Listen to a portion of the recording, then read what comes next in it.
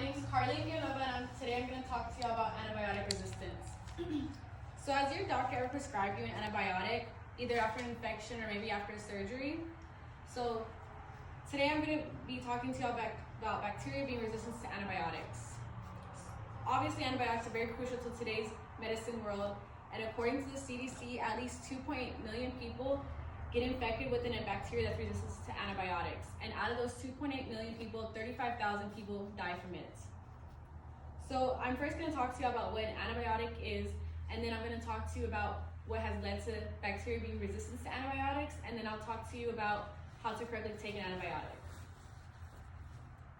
So according to 11D, an antibiotic is a medication that stops infections caused by bacteria. So the way they stop an infection is that they target certain functions of the bacteria. They don't necessarily target the bacteria straight on. So according to Healthline, antibiotics can kill bacteria or slow down the growth by either attacking the wall or the coat surrounding the bacteria, or they can target the reproduction system, so they are no longer able to reproduce, or they can target, block the protein production, because since proteins are very crucial to the bacteria. So antibiotics can be taken a number of different ways. They can be taken as pills or capsules, which I'm sure is the majority way people take them. They can also be taken as liquids or topicals if it's an infection on the skin. They can also be taken through an IV, but with the IV is usually when it's a serious infection, or they can be taken as an injection. With the liquids, that's usually when there's like an ear infection, or maybe you have pink eye, so you have eye drops. There are also side effects when taking antibiotics, but there are side effects when taking any type of medication. So some of the common side effects to this is going to be a rash, nausea, or diarrhea. In women, yeast infections are very common when taking antibiotics. So the reason for this is because women have beneficial bacteria in the reproduction system. So as I had said before, the antibiotic targets the bacteria's function. It doesn't target this one certain bacteria. So it's targeting all the bacteria in the body, and it's getting rid of these beneficial bacteria in the reproduction system. So a yeast infection comes from that. So now I'm going to talk about antibiotic resistance. So the number one cause of the resistance is just the misuse of antibiotics. So according to the World Health Organization, 50% of the time antibiotics are prescribed when they are not needed. According to Dr. Charles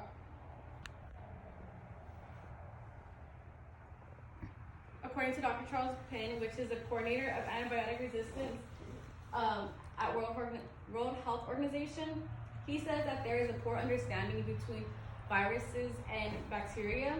So bacteria is for antibiotics, and antibiotics should not be taken to cure a virus. They're two completely opposite different things.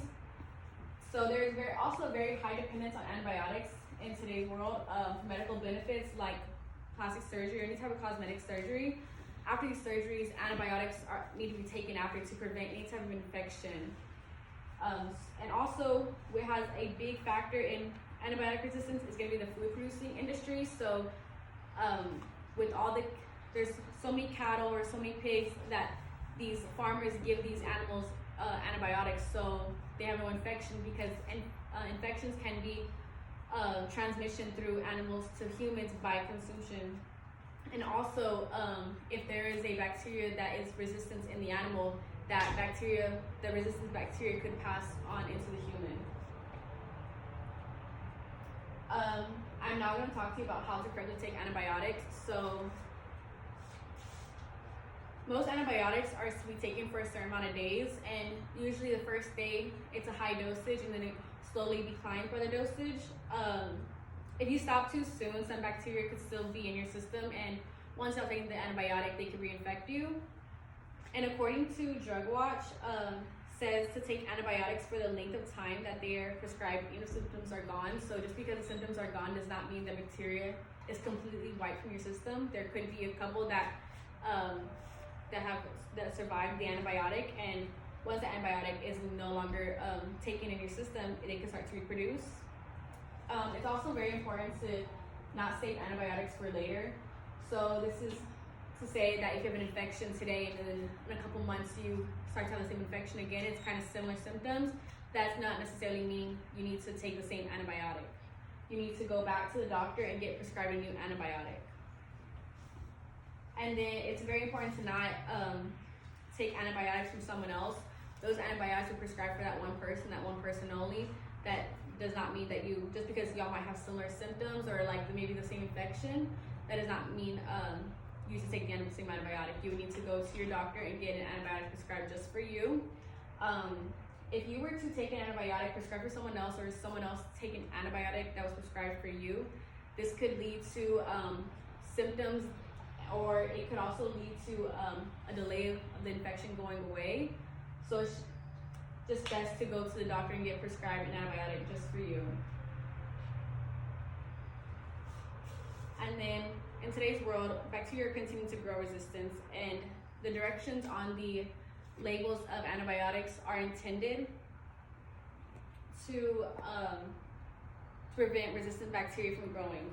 Most of us have taken antibiotics, and we've taken them from an infection that we had, and if we've taken them from an infection that we had, we noticed that these antibiotics actually cure these infections, or even after a surgery, taking antibiotics, we noticed that no infection grew from taking these antibiotics.